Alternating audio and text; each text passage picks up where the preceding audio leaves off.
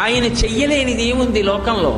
వాసుకి పేరు చెప్తే హడిలిపోతారు. అంత పెద్ద సర్పం, అంత పెద్ద సర్పాన్ని తీసి మెడలో హేళగా ఆభరణంగా వేసుకున్నాడు.